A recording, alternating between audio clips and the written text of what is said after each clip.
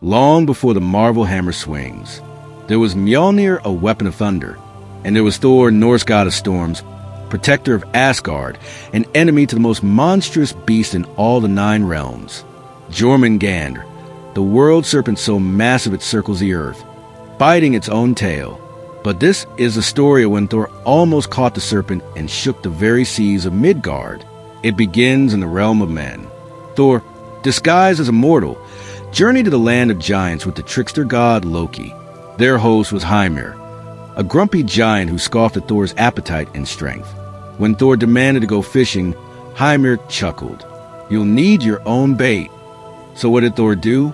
He marched into a field and ripped the head off the largest ox he could find. That was Thor's idea of bait.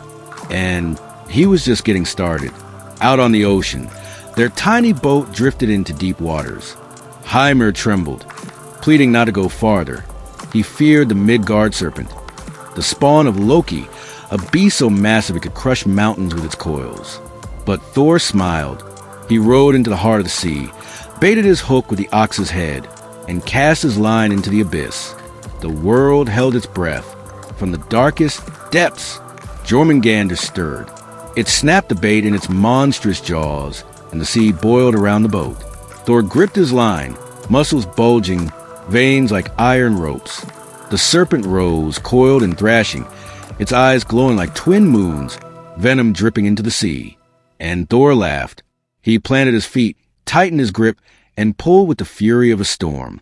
He reached for Mjolnir, ready to strike, ready to kill the beast that would one day end the gods. This was the moment. This was Ragnarok before Ragnarok. But fate intervened. Terrified, Hymir panicked. He lunged forward and cut the fishing line.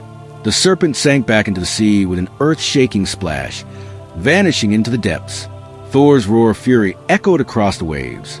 His hand still clutched Mjolnir, soaked in seawater and rage.